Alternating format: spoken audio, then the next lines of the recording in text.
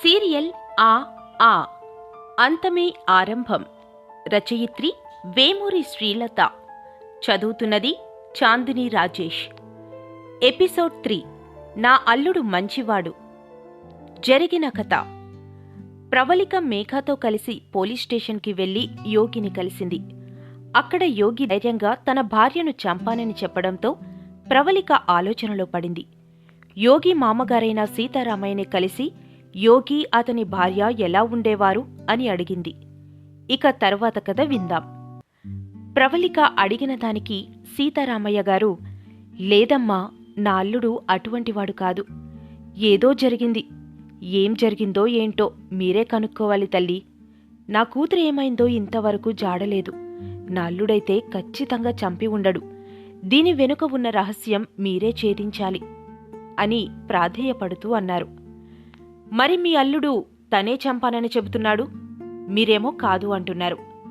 అసలు మీ అల్లుడి ప్రవర్తన ఎలాంటిదో చెప్పండి అని అడిగింది ప్రవళిక. సీతారామయ్య గారు కన్నీళ్లు తుడుచుకుంటూ, యోగి నా అల్లుడు కాదమ్మా, దేవుడిచ్చిన కొడుకు. మా అమ్మాయిని చేసుకున్న దగ్గర నుండి నాకు కొడుకుల్లేని లోటు తీరుస్తున్నాడు. వాళ్ళ పెళ్ళైన సంవత్సరంలోపే తనకు మంచి జాబ్ లేకపోయినా కానీ నాకు అర్జెంటుగా హార్ట్ ఆపరేషన్ చెయ్యాలి అంటే అప్పు చేసి మరీ నాకు ఆపరేషన్ చేయించాడు అని చెప్పారు. అదేంటి, మీకు ఆపరేషన్ చేయించుకునే స్తోమత లేదా అని అడిగింది ప్రవళిక. సీతారామయ్య గారు బాధగా, లేదమ్మా, నాకున్నదల్లా ఈ కొంపొక్కటే. ఒక రైస్ మిల్లో గుమస్తాగా చేస్తూ సంసారం లాక్కునొచ్చాను. ఎప్పటికప్పుడు నా భార్య అనారోగ్యం నా స్థితిని ఇంకా కుంగతీసింది. నా కూతురు పెళ్లికి ముందే అది దేవుడి దగ్గరికి వెళ్ళిపోయింది. మంచి అల్లుడు దొరికాడు, నాకేం లోటు లేదు అనుకున్నాను. ఇప్పుడేంటో ఇలా జరిగింది అన్నారు. మేఘ హడావుడిగా, మరి మీ అల్లుడిది ఏ ఊరు? తల్లిదండ్రులు ఎక్కడున్నారు? ఆస్తిపాస్తులేమీ లేవా? మరి వాళ్ళు కొడుకు పెళ్లికి ఒప్పుకున్నారా అని అన్ని ప్రశ్నలు ఒకేసారి అడిగేసింది. సాలోచనగా ఆయన వైపే చూస్తూ ఉంది ప్రవళిక. సీతారామయ్య గారు యోగి గురించి చెబుతూ, లేరమ్మా, మా అల్లుడికి తల్లిదండ్రులు లేరు. అతనిది కంచికచర్ల దగ్గర ఒక పల్లెటూరు. మేనమామ అక్కడే ఉంటాడు. ఆయనే మేనల్లుణ్ణి పెంచి చదువు చెప్పించాడు. తరువాత కూతురికిచ్చి చేద్దామని ఆయన ఉద్దేశం. ఈలోగా యోగి మా అమ్మాయి ప్రేమించుకుని పెళ్లి చేసుకున్నారు. అందుకే యోగి మేనమామకు కోపం వచ్చి ప్రస్తుతం మాట్లాడటం లేదు. యోగి వాళ్ళ అమ్మకు పసుపు కుంకుమ కింద ఇచ్చిన పొలం 2 ఎకరాలు ఆ ఊర్లోనే ఉంది. ఆయనే పండించుకుంటాడు. అయినా కూడా యోగి ఏమీ అడగడు. 1 నెల క్రితం అనుకుంటా మేనమామ ఇంటికి వెళ్ళొచ్చాడు అంది మా చైత్ర. ఏదైనా పనిపడి వెళ్ళాడో ఊరికే చూసి రావడానికి వెళ్ళాడో మేము అడగలేదు. మాకు తెలియదు. చైత్రకి యోగికి మధ్య నాకు తెలిసినంత వరకు గొడవలైతే ఏం లేవమ్మా అని ముగించారు. మీ అమ్మాయి ఏం చదివింది? జాబ్ చేసేదా అని అడిగింది ప్రవళిక. సీతారామయ్య గారు బాధగా, ఎంటెక్ చదివిందమ్మా, లెక్చరర్గా చేస్తుంది. పెళ్ళైన తర్వాత 2 సంవత్సరాలు ఆర్థికంగా చాలా ఇబ్బంది పడ్డారు. ఆ తర్వాత జాబ్ రావడంతో చక్కగా సెటిల్ అయ్యారు. ఇంతలో ఈ ఉపద్రవం ముంచుకొచ్చింది. ఏమైందో ఏంటో, నా కూతురు ఎక్కడుందో కనుక్కోండమ్మా, మీకు పుణ్యం ఉంటుంది అంటూ 2 చేతులు జోడించారు. మేఘ గొనుక్కుంటూ, ఇతనికి పిచ్చా ఏమన్నానా? చంపేశాను మొర్రో అని అల్లుడు చెబుతుంటే ఈయనేంటి వెతకండే అంటాడు అనుకుంది. ప్రవళిక అతని చేతులు పట్టుకుంటూ, మిమ్మల్ని బాధ పెడుతున్నందుకు క్షమించండి, కానీ నేను తెలుసుకోవాల్సిన విషయాలు చాలా ఉన్నాయి. సరే, మీ పిల్లలకెవరైనా శత్రువులున్నారా అని అడిగింది. ఒక్క క్షణం తటపటాయిస్తూ, లేరమ్మా, ఉద్యోగం చేసుకుంటూ తమ పని తాము చేసుకుంటారు. అటువంటి వాళ్లకు శత్రువులెవరుంటారమ్మా అని అన్నారు సీతారామయ్య. సరే, ఇక్కడ మీ అమ్మాయికి సంబంధించిన వస్తువులేమైనా ఉన్నాయా? ఫోన్, డైరీ అటువంటివి అని అడిగింది ప్రవళిక. లేదమ్మా, ఫోన్ ఆ ఇంట్లోనే ఉంటే పోలీసులు తీసుకెళ్ళిపోయారు.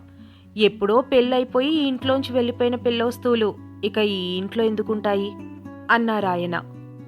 సరే అంటూ బయటకు నడవబోయి, పాప పేరేంటి అని అడిగింది ప్రవళిక. సైవి అని చెప్పారాయన.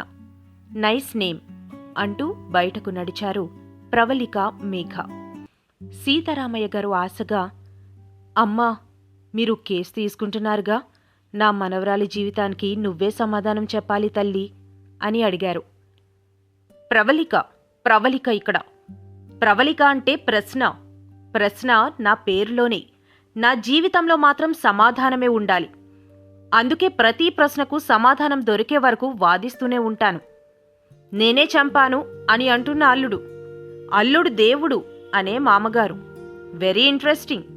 మీ మనవరాలి జీవితానికి ఖచ్చితంగా సమాధానం వెతుకుతాను. రేపు కోర్ట్ హియరింగ్కి పాపను తప్పక తీసుకురండి అని చెప్పింది ప్రవళిక. అమ్మా, ఒక్క నిమిషం అంటూ లోపలికి వెళ్ళి 10 నిమిషాలలో చేతిలో ఒక పాత డైరీతో తిరిగొచ్చాడు. ఇందాక మీరడిగినప్పుడు గుర్తుకు రాలేదు. ఇదెప్పుడో మా చైత్ర పెళ్లి కాకముందు రాసుకున్న డైరీ. వాళ్ళ అమ్మ పెట్టెలో దాచేది.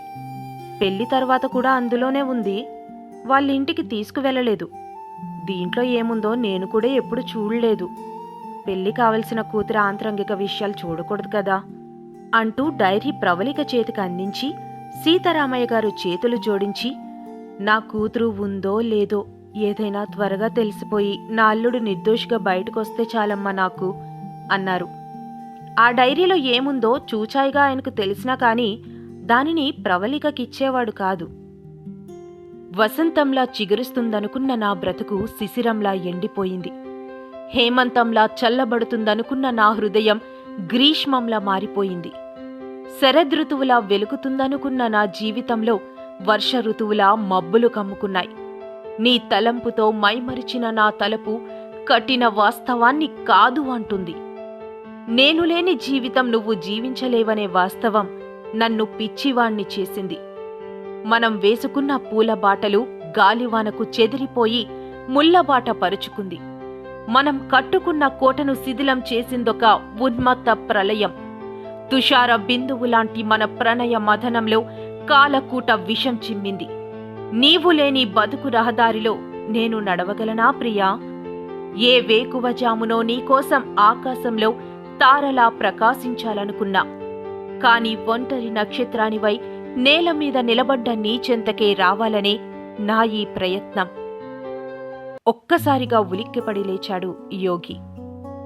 చైతూ, సైవి టాయిలెట్కు వెళ్తుందట చూడు అంటూ పక్కన చేత్తో తట్టాడు.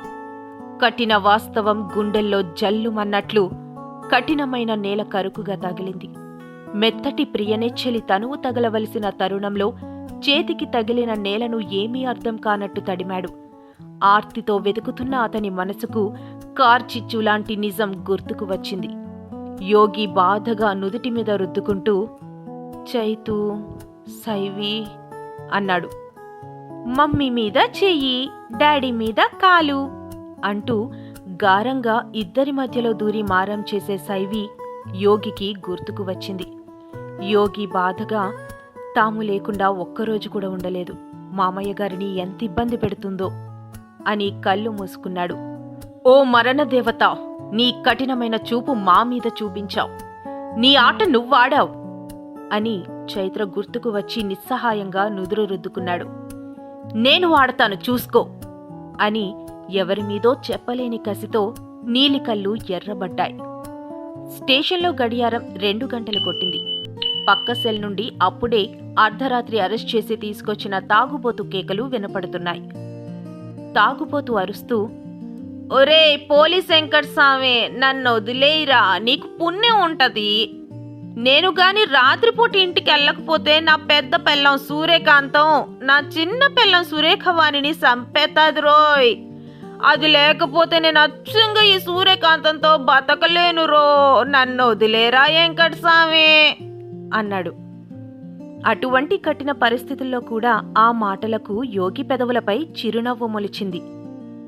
అదే సమయంలో సైవి అటూ ఇటూ కదులుతూ, మమ్మీ మమ్మీ త్వరగా రా మమ్మీ అని నిద్రలో అంటూ ఉంది. ఇక అటు ప్రవళిక గదిలో తెల్లటి పాలనురుగు లాంటి బెడ్ మీద పాలమీగడ రంగు నైటీలో అప్సరసలాగా పడుకుని ఉంది ఆమె. ఎన్నడూ లేని విధంగా నీలిరంగు కళ్ళు ఆమెను వెంటాడుతున్నాయి. తన జీవితంలో క్లాస్మేట్స్ని, కొలీగ్స్ని, క్రిమినల్స్ని ఎంతో మందిని చూసింది. ఎవరిని చూసినా ఏమీ అనిపించని కలవరం ఆ నీలి కళ్ళు కలిగిస్తున్నాయి. పక్కనే టేబుల్ మీద కేస్ ఫైల్, సీతారామయ్య గారు ఇచ్చిన డైరీ ఉన్నాయి. డైరీ చదువుదామా అనుకుంటూ డైరీ అందుకుంటూ అప్రయత్నంగా ఫైల్లో ఉన్న యోగి ఫోటో తీసింది.